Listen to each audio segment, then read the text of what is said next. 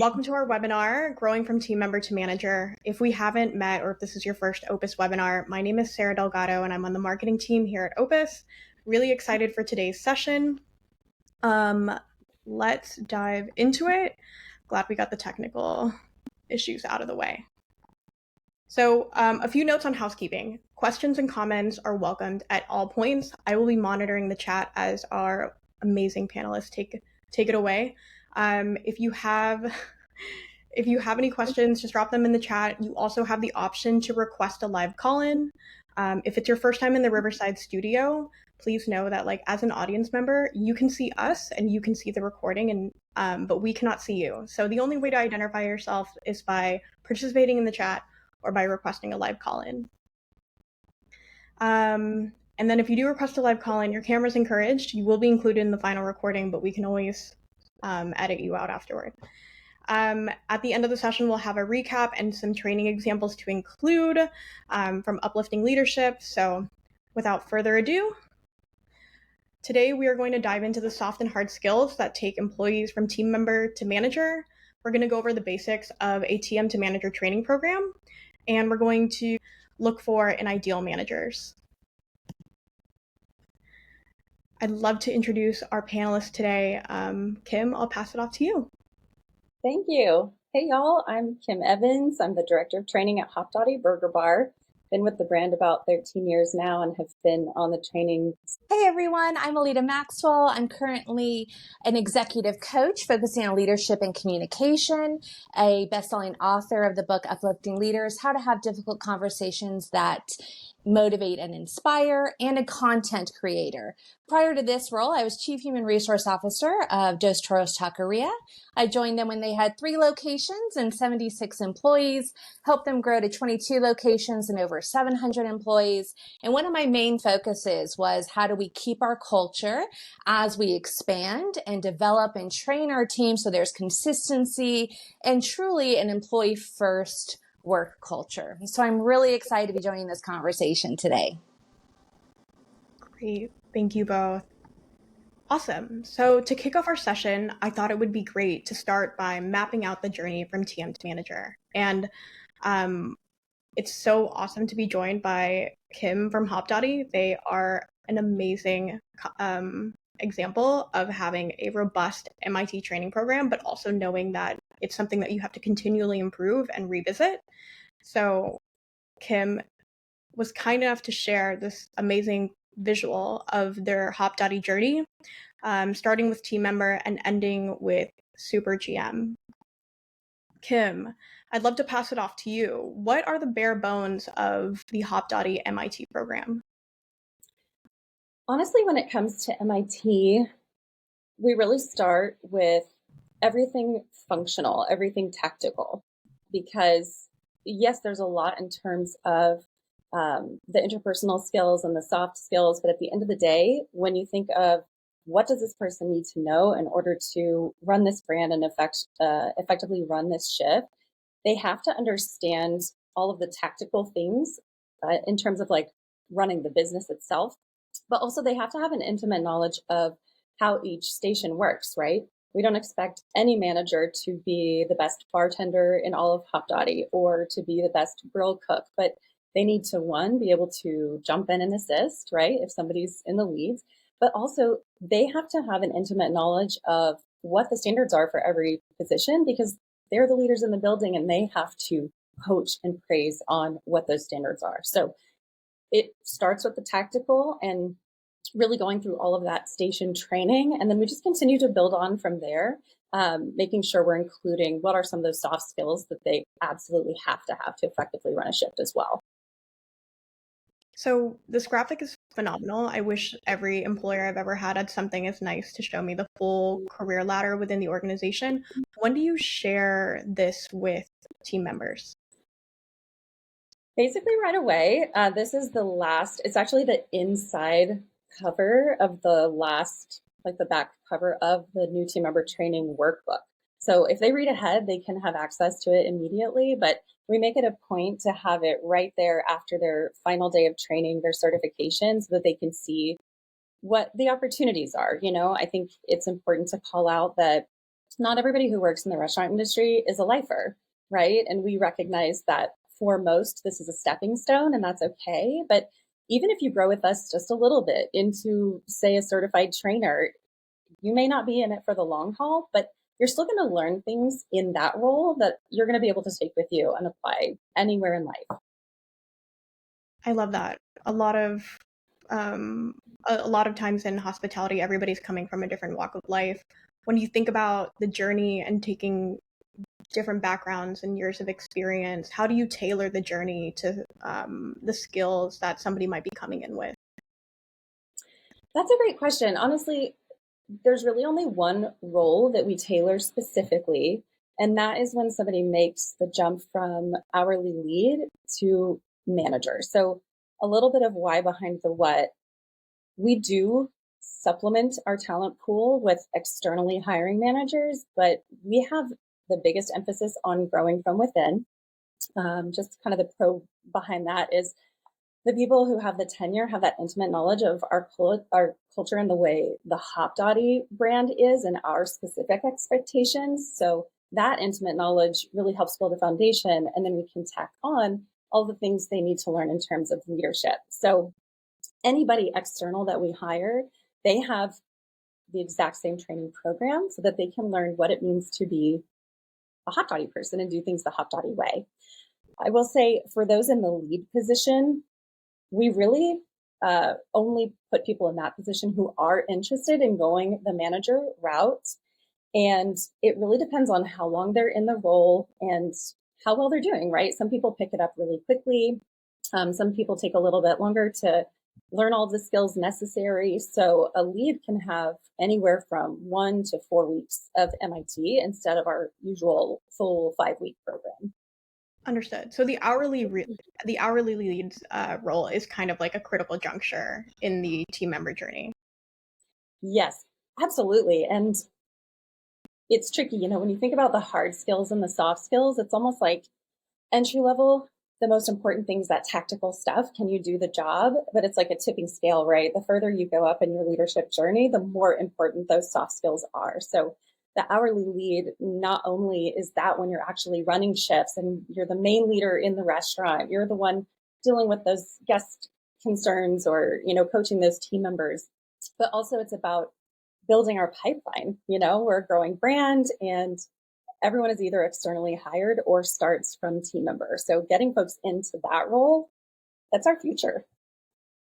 Totally. Aleta, I wanted to get your weigh in on here. Kim mentions management and leadership. In your eyes, I think they're really important and similar because if you're a manager, you are leading people. And I find, especially in a restaurant group that is growing or is larger, the culture keepers, the ones that are living and breathing the culture, are those middle managers because they're the ones that by volume have the most impact on our team. So we can sit here and put whatever we want as our mission statement on a wall and say, this is our culture. But really our culture is what our team sees and experiences on a daily basis. And so those entry-level managers really impact our culture probably more than any other a group of individuals in our company. So being able to build out their leadership skills, making sure that they know how to give feedback in a really healthy way. They know how to receive feedback in a really healthy way, that their ego is not a part of it, is so important, not only for their own journey, but for the morale of the team. Mm-hmm. Absolutely. Kim, do you have anything to comment? It looked like you were about to speak up. Just ditto, agree with everything you said. So if we're looking at the Hopdoddy journey, you have team member to certified trainer, and that's really trying to understand. You want to make sure this person has a mastery of the technical parts of the job and understands the role really well. And then when you get to hourly lead, it's like, okay, we've tacked on more responsibility. Yeah, so with certified trainer, the thing that we really look for, I always refer to a really great leadership quote by John C. Maxwell: a leader is one who knows the way, goes the way, and shows the way. So that's really what we're looking for a certified trainer. They have to know their stuff and be setting that example and showing it to others. So a certified trainer in our world doesn't have to be certified in every single station. It's kind of like they don't have to be the jack of all trades. They can be a master of one or two, right? Well, the hourly lead, because they're going to be overseeing operations of entire shifts, they do need to have more knowledge in the different areas. So part of their training program is going to be training in all stations. Understood. And what is like the typical duration of going from certified trainer to hourly lead? How long is that program? All of our programs in this part of the development, certified trainer, lead, before we get into actual MIT, those are really dependent on the person because a lot of it is self-driven. There's a lot of, there's an application process, an interview process. You have to showcase your knowledge via quizzes, but also do different role play scenarios, etc. So that person is going to be in the driver's seat. And if they're hungry for it, they can get certified really pretty quickly. I would say before moving on to the next step, though, we do prefer everyone to be in that current role for at least 6 months. Sometimes we break that rule a little bit, just depending. Again, everyone learns at different paces, but it's good to have that solid chunk of time where they can really. And I'm sure, just sorry to cut in there, Sarah, I'm sure, Kim, you're also looking for patience level. Do they have the patience level to be at the trainer position or to lead others as well? That's a really great point. A lot of those, I would consider that a soft skill too. It's an opportunity to build those up and make sure that those skills are at the level that it's going to be required for that next role. What does skill certification and assessment look like at Hopdoddy right now? Well, gosh, it kind of depends on what role you're asking about. I think that this is an area of opportunity for us, and we have it a little more fleshed out in some roles for whatever reason than in others. I think about our lead position. When somebody is going through the process of becoming a lead, there is a full list of assessment competencies where they get to do a self-assessment, and the general manager does an assessment as well on the same sheet, and they compare and they align and they set goals from that. So we also have a similar thing for general managers, but we have an area of opportunity there for hospitality managers and kitchen managers. I'd love to pose that question to the audience. If anybody has ways that they, how they go about measuring skills and certifying skills in their manager training programs, feel free to drop some morsels of wisdom. Aleta, I wanted to ask, when we think about a manager training program, I've heard that there are buddy systems or peer programs or connecting team members with more tenured managers so that they have a model example from day one or somebody that they can. Yeah, so I know from my past experience, we identified those that we felt were the trainers that were following procedure and systems and process, that had the patience, that we trusted their perspective. But we also built in a lot of checks and balances because we didn't want, somebody to come out of training and get placed in a restaurant and then that restaurant manager going, why are they here? They do not know everything they're supposed to know. And so we really had to build in those checks and balances. We created a training team, and the lead trainer was the one who actually went around and co-signed a GM signing off on somebody's training, or co-signed a person that was going from lead to assistant manager, for example, and assess that they had the competencies needed to be at that level. So just kind of building in those checks and balances are where I know that the focus needed to be for us in order to have a really trustworthy training program.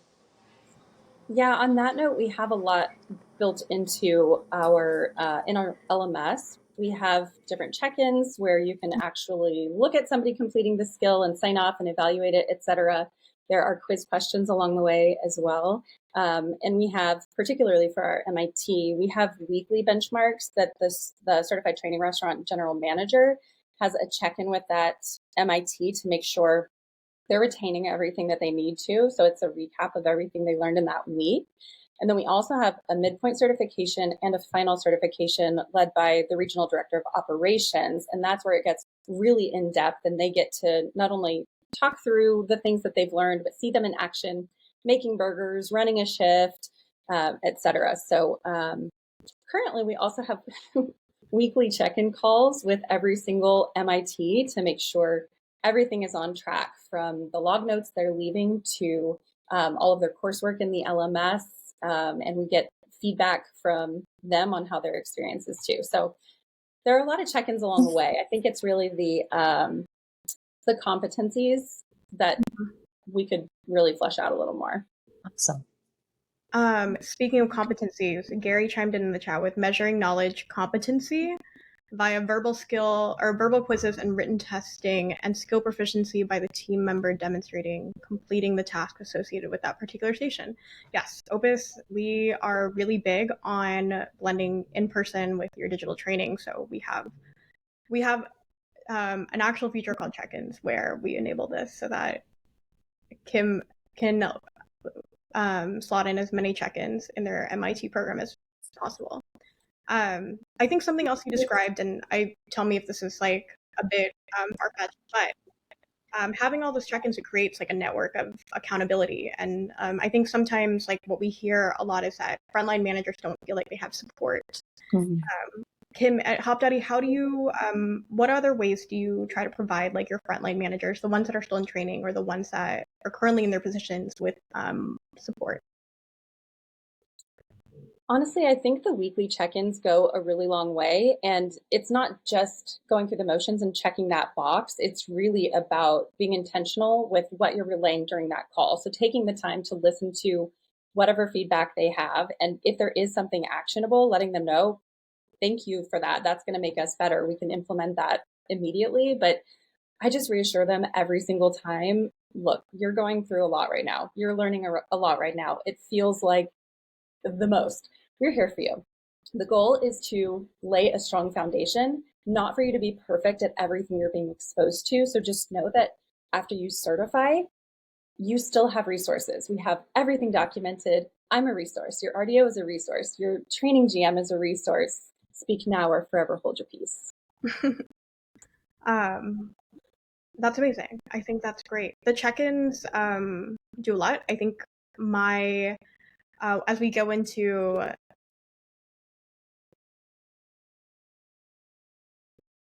and to be cliche, speak now or forever hold your peace. Whatever. Great. Okay. So using the Hopdoddy journey as a model, I wanted to break down the MIT program into like these 4 key touchstones or stepping stones. So we have the team member to trainer, which we kind of got into actually, not to like bury the lead, but then trainer to shift lead, and then shift lead to manager. The MIT journey is different everywhere you go. And I think even thinking about experiences that I've had working in restaurants or retail, everybody has a different approach to it. So using these 4 stepping stones, I wanted to talk about team member to trainer and really break down, who is the ideal candidate? What skills and proficiencies are we looking for? Which every other position? So, Aleta, in your experience, even at Dos Toros or when you work with your clients and you're trying to coach them on how. Obviously, interest is key. If a person is interested and really excited about the training position, not just for the added money, but because of the thing that they're going to be doing, that's really important. Like I mentioned before, patience, being able to understand that people learn in different ways and you're going to have to repeat things a lot of times, and have patience with people is key. And then their full desire of growth. What are their ultimate goals, and how can the training position lead them to their ultimate goals? Like Kim said, I find that the hospitality industry really sets you up for success in a numerous industries. So even if this is just a stepping stone, becoming a trainer and learning the skills that accompany that is so useful for a number of different industries. And that's really why we created these courses, because these were the courses that I wish I had when I was taking somebody from team member to trainer, and kind of trying to flush out some of these more soft skills, like how to give feedback, how to coordinate positive and critical feedback, and how to have some of these more difficult conversations like setting expectations, which a lot of times is the trainer's role. So, Kim, hearing that, what skills and proficiencies, like top 3, are you prioritizing when you're looking to elevate somebody from team member to trainer? Gosh, a lot of what Aleta was already talking about. I mean, the communication has to be there. I think positive energy is huge because that's not only going to affect how what that experience is like for that new team member that they're training, but it's also going to help dictate what is it like when they're giving feedback. They're going to have to be able to direct someone and provide those coaching and praising moments, and the knowledge has to be there as well. Those are the first things that come to mind for me, but it's also just somebody who really embodies our culture, right? Again, they're the one that's going to be setting the example for how we're supposed to show up in our everyday. Totally. Quickly, Jack, if you want to come back in to the call, we'd love to take your question. You didn't mess anything up. It's okay. You can drop your question.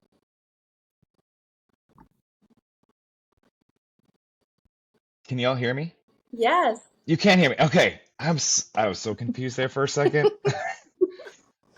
Sorry, because I know you kind of moved on, but I had a quick question before Aleta had started talking, and the specific question was any strategies or advice about integrating external leadership hires into your organization, specifically with the culture. So our culture is so incredibly important to our group, and it's unique in its own very specific ways. And external hires come with their own baggage and previous experiences. But I'm just curious to know if anyone has any, Kim, how do you integrate people into Hopdoddy and get them familiar with, or Aleta, if you have any insight into that as well? Yeah, I think the first thing is you have to talk about it, right? I know that people always say like your values aren't what you have, posted on the wall. It's how you're showing up. But I think it is bigger than that. I think culture is a shared language, and you have to teach that so people understand what it is. I think you have to document the values and then teach those, and then teach people how to apply them. So we have everything documented. They learn a little bit about our culture every day in that first week. And then every single week during check-ins, there are different questions that make sure they're thinking through how to apply that. So, one of our focuses, like as an employer, one of our goals is to create a place where team members can grow, prosper, have fun, and make a difference. So we ask the managers, how do you see yourself doing this as a leader? So really just finding ways to apply that. And other than that, in my weekly check-ins, I really drill it into them. But again, it's a lot of role play. It's give me an example of something you might need to coach a team member on. How can you give them that feedback and tie it into one of our core values or one of our promises, and do the same activity with praising and just making it applicable? Awesome. Thank you. We just started recently doing weekly check-ins with our MITs, and it's very, very loose. It's like, there's nothing written. It's like, hey, let's just jump on a call, and I'm basically going to ask you how you're doing and review some things. But definitely, I think I wrote a note to just be more intentional with those weekly check-ins and provide more structure, so that way.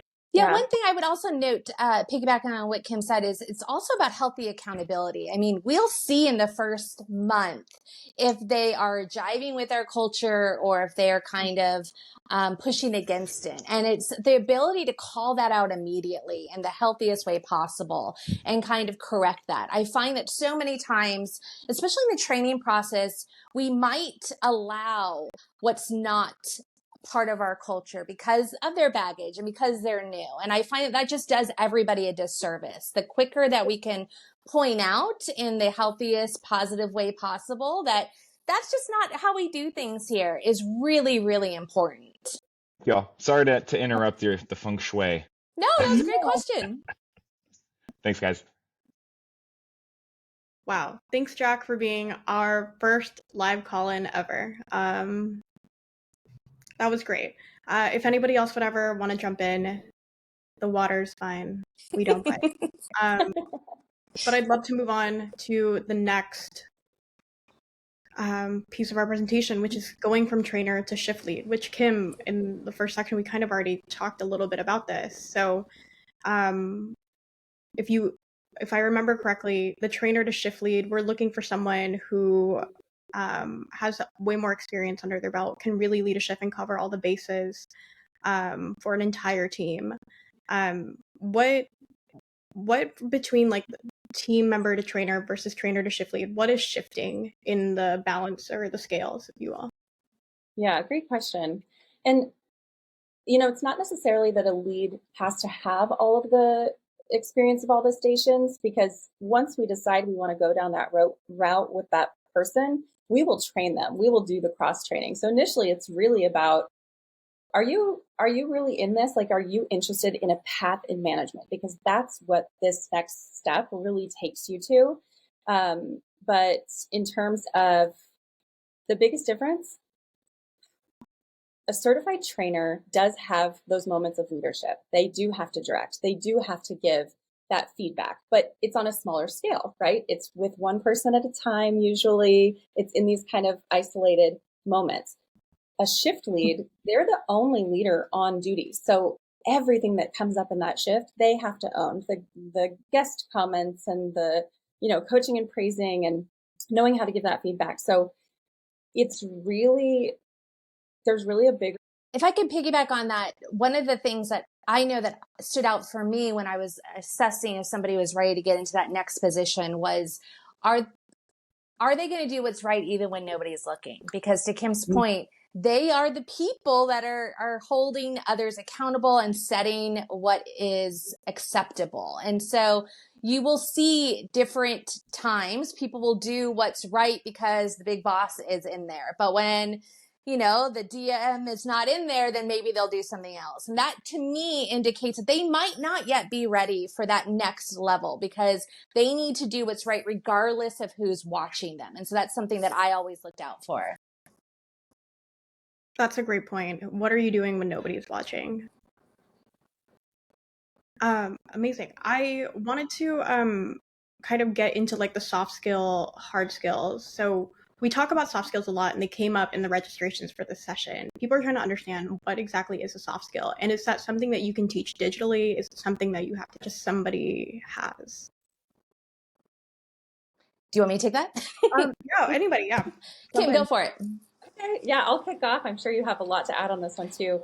I think you can absolutely start the process of teaching soft skills digitally because so much of that is just understanding the philosophy behind it. And there's a lot of content there, right? That can absolutely be in a course, and there can even be quiz questions and exercises, but there definitely is something to the validation of understanding, and role play goes a long way with that, and giving somebody the space to practice those skills in a safe environment so they don't have to practice on a team member or don't have to practice on a guest. So I don't think it's only digital.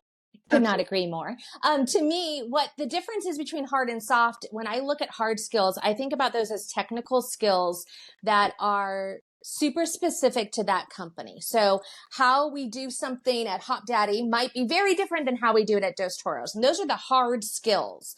Soft skills to me transfer. So if I want to learn how to give healthy feedback in a really positive and uplifting way, I can learn that and apply that to Hopdoddy, Dos Toros, any company out there, because that skill is applicable and transferable. So that's one of the ways that I assess hard versus soft skill. And I agree with Kim that the basics we can learn digitally because it's the foundation that we're trying to lay of awareness and intention and thoughtfulness. But I do agree that workshopping or having those conversations afterwards to make sure that everybody understands specifically how to apply it to each experience or each entity is really, really important to make sure that it kind of sinks in and hits home. Absolutely. That was an amazing explanation of the difference between hard skills and soft skills or how you see the world. Great. Let's get into the last leg of the journey then, shift lead to manager, which I think is what is on a lot of our audience attendees' minds. So moving from shift lead into a manager role, it's like a massive promotion and you do in a sense like become part of the business. Kim, in terms of developing that internal pipeline, not thinking about hiring managers externally, what does that look like at Hopdoddy? And I think maybe thinking in your own experience, participating in your own MIT program, how do you know somebody's ready to become a manager? Yeah, that's a great question. I think The first thing that comes to mind is, are they ready for more? Because at least in our world, a shift lead is running the shifts and they're doing the tactical things that have to be done to, make sure that that shift runs as it needs to. But they don't have any additional areas of responsibility that we like to call working on the business. It's just working in the business. So really the biggest thing that comes to mind is time management, because that is what managers really have to figure out. Okay, now I'm running all of these shifts and I have X number of responsibilities that I have to do, like writing schedules and placing orders and things of that nature. I have to make sure that I work this into my day. That's just such a huge one that people seem to get stuck on. So yeah. I consider it a soft skill because awareness and intention around how do we utilize our time is huge. So whether our calendar is running us or we're thoughtful and plan ahead and manage our time, that's a skill that we can develop. And again, it's transferable to anywhere. For me, one of the things that I looked for when I was promoting from shift lead to manager is the ability to handle stress, the ability to keep calm and composed in stressful moments, the ability to filter.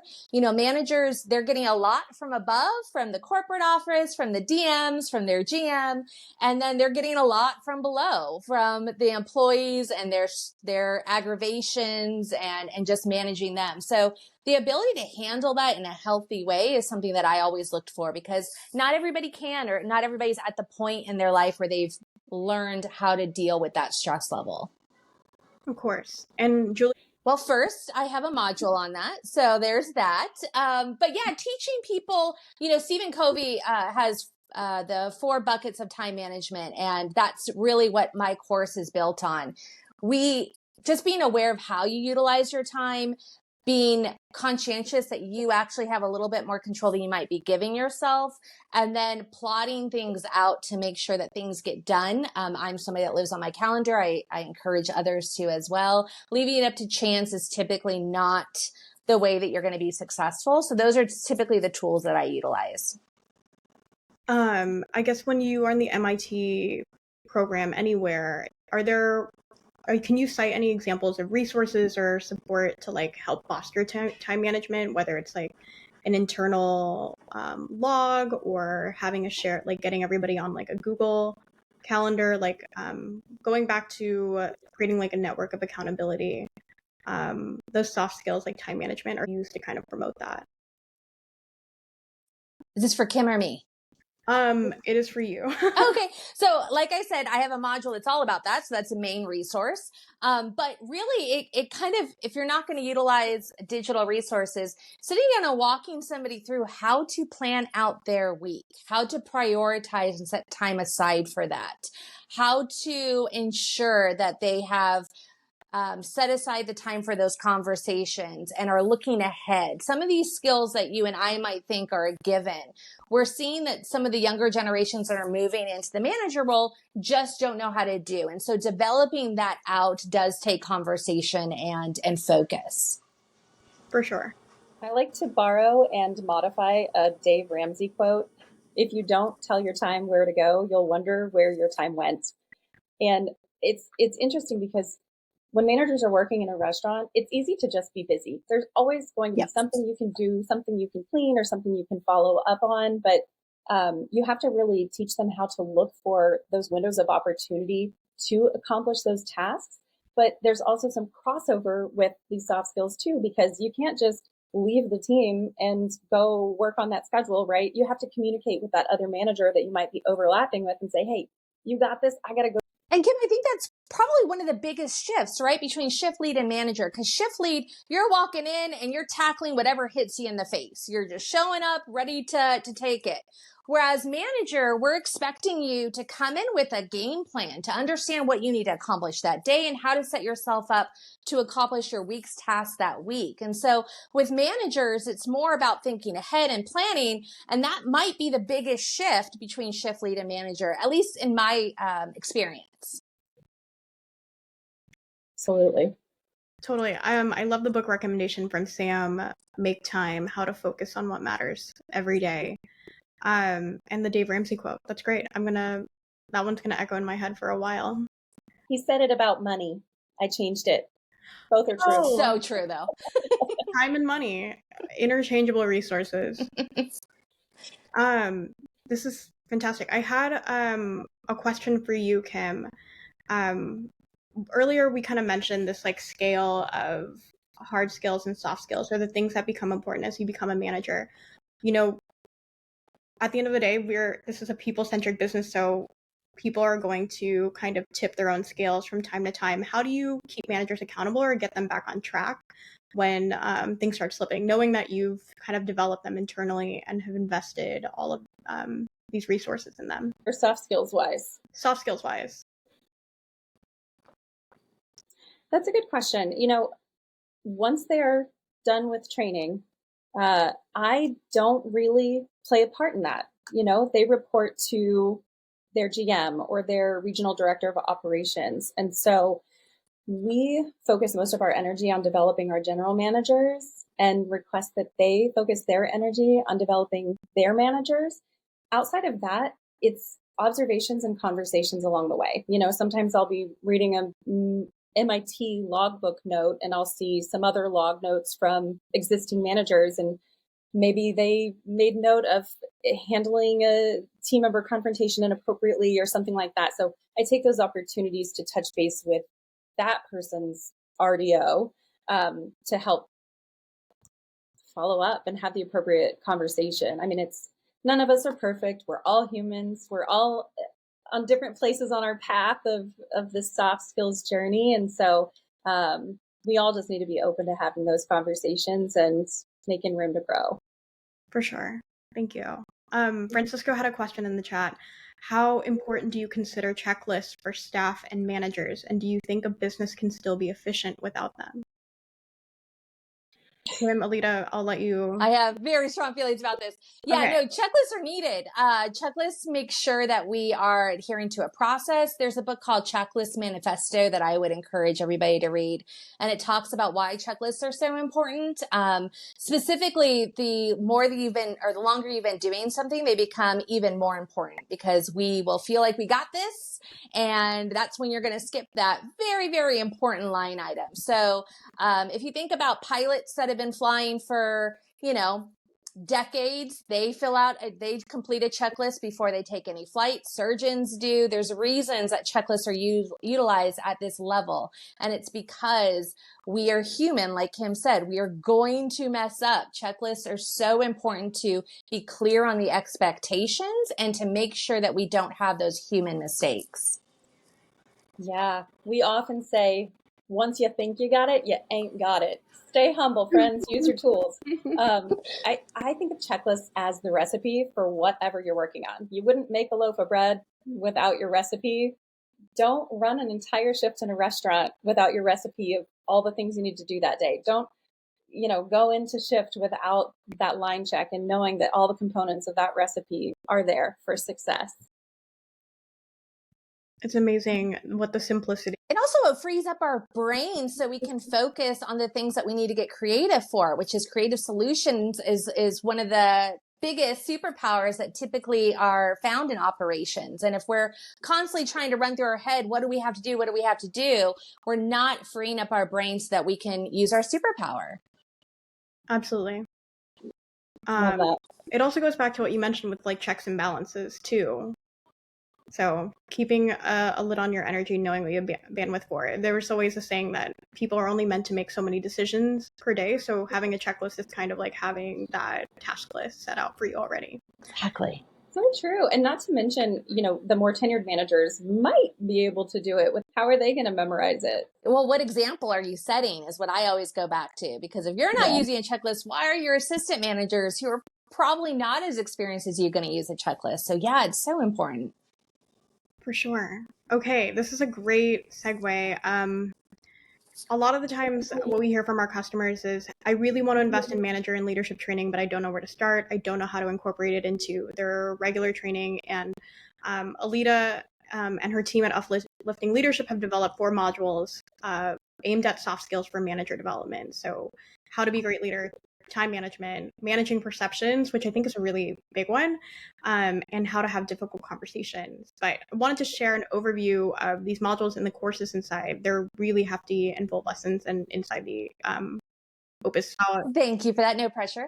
Yeah. So really what I did was, at Dos Toros, I had my dream list of things I wanted to develop and create. And we had the resources, we had the buy-in, we had a team that was focused on this. But as many of you can probably, sympathize with, we consistently used our resources for new menu rollouts and the technical things. And that's where the focus was. And so when I was able to pivot from Dos Toros, that's what I set out to create. Is I created what I wanted at Dos Toros, what would have done me a huge service. I found that I had the same conversations over and over and over again with people. So I created these courses to basically take this off your plate, so that you can have people watch the same content, get the same message, have people speaking the same language. And then your job can be following up with the workshops and following up with how are we applying this, and reminding people. I think that it's really, really important that we develop out these soft skills, because like I said, these are the people that are affecting our culture. If we don't utilize resources to develop these soft skills, we will see the effect on the bottom line. We're going to see those turnover costs hit us, and we're going to start seeing our culture kind of continue to cater, especially as we grow. Keeping a healthy culture is really hard. And so making sure that we invest the resources so our team has that ability to continue to create our healthy culture as we grow is super important. And so that's why we made these courses. The courses are shorter. I think an entire course is about an hour, but they're broken up into lessons that are about 15 minutes. So they'll be watching some video. I use specific examples. I am trying to be super relatable. I'm having it in a conversational format. And then I also talk about how to apply this. What does it sound like? What does it look like? There's also facilitation guides that I can send to anybody who's interested, that you can follow up these courses with workshops or with live trainings to ensure that everybody is retaining this as they walk away. We're also looking really quick. We are also going to continue to release content. So like I shared with Sarah, if there's things that you wish there was content for that we have not released yet, please do not stay quiet. Please let us know. We're consistently sharing content and creating content. And so we want to make sure that we're of value to everybody. Wow. Amazing. I'm sold. Yes, Jack in the chat asked if these are available.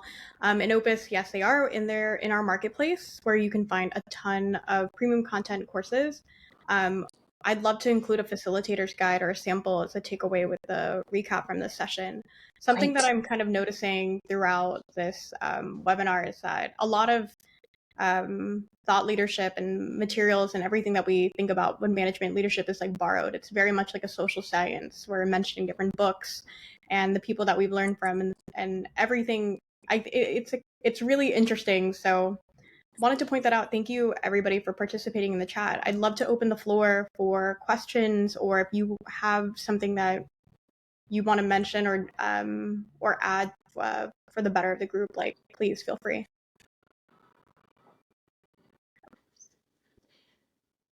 I know from us at Dos Toros, we utilize slow times to really focus on that training and development component, because we knew our business was not going to have slow times, forever. It was going to be a finite time period.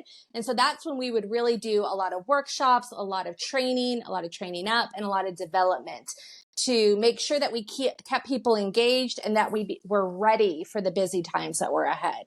Ken, do you guys utilize it differently? When I hear this question, I also think about constraints with labor costs. So I love that. And I just don't know if that's always possible. This is something we haven't completely solved yet. I know that it comes up. A lot of managers just focus on making sure that A team is getting their hours first and foremost. So it can be kind of performance based. But otherwise, we do have the luxury in some locations, in some of our markets, to have multiple locations. So if there are opportunities to, pick up some shifts at another location, that's always there. But just going back to the training and development piece that you were talking about, Aleta, I think even if there's not always time to have those workshops, there is time to have that conversation about, you might not have to worry about your hours if you do grow with us, right? If you're a lead, if you're a manager, you're going to get those hours. So it's not for everybody, but I think there's something to it. Great. Wanda has a great question. How do you work with the operations team to support training initiatives? Wanda, we have a case study coming out with Hopdoddy that talks a lot about building a ops focused training program, but Kim, I'll let you add in. Yeah, I mean, this is the elephant in the room, right? Isn't this what we would all just love to solve once and for all? I feel like I'm very fortunate to be a part of the operations team, and they are all very bought into training, but they don't have to do the work in terms of the regional directors of operations, right? It's really at the management level. And our training completion and training success varies from location to location based on how well those managers are understanding the value, seeing it as an investment, and how well they're executing. So I preach a lot and I pull up beside them a lot. I try to get with the managers who aren't doing a great job with it and find out why, right? It's either they don't know, they don't care, or they can't do it. And so if they don't know, I'm here to tell them. If they're not able to, why is that? What can I do to help? And if they don't care, that's a different conversation. But really starting with the why, sometimes just that mind shift is really helpful, but also sometimes there are tangible roadblocks. Like they don't understand the mechanics of how to put the training program into play. Yeah, and I think along with root cause analysis, it's about buy-in. And one of the ways that you create buy-in is you ask what their focus is. If they were in my position, what would you be focusing on to train? And when I can create the buy-in that way and focus on what they wish I would focus on, then I start seeing them join me on the things that maybe is not their priority, but okay, she did this for me, so we'll go ahead and make sure this gets done as well. So creating that buy-in, having those conversations, making sure that operations understands that we're in lockstep together and we're a partnership, I think goes a long way. Great call. That was a great call out. Grace has a question on pay increases for team members who step into certified trainer roles. How is that structured? Bonus per pay hour, pay increase across the board? There's obviously some kind of incentive, but Kim, how do you approach that at Hopdoddy? Yeah, in the Hopdoddy world, once you're certified, there is an hourly pay increase, but only for the shifts that you're training.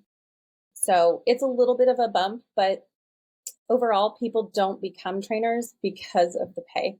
So we have a full list of other perks that we like to talk about when people are considering it, like going on the road and traveling and getting cool swag and having other opportunities to be the first ones to experience things and stuff like that. But yeah, it's an hourly increase only on the shifts that they're training someone. Understood. Yeah, so when you became a certified trainer, you got at the time a 50-cent pay bump, and that was across the board because our expectation was even if you're not training, you should still be constantly giving feedback. And so our hope was we had at least 3 certified trainer at each location that acted as kind of the backup for the manager, not ordering people around or anything like that, but just consistently giving that feedback to make sure that our standards were being upheld at all times. Amazing. We have 2 minutes left till the session end, but if there are no more questions, I just want to do a quick recap. We always have the recorded session and a blog recap with takeaways and usually a little something in there. So maybe a facilitator's guide, definitely a demo of the Uplifting Leadership modules. Stay tuned for our March session. We are going to continue this leadership path with part 2. And then if you are not already signed up for our newsletter, the best way to stay in the know with Opus is by signing up for our newsletter on our website. And as the person sending out the emails, I promise we will not spam you. Thank you, Julius, and thank you, Jack and Grace, and everybody in the audience so much for attending. And thank you, Kim and Aleta, for being wonderful panelists and experts. Could not have done it without you. Thank Thanks you for so having much, us. everyone. This was great. All right. Thanks, y'all. Thank you. Have a great one.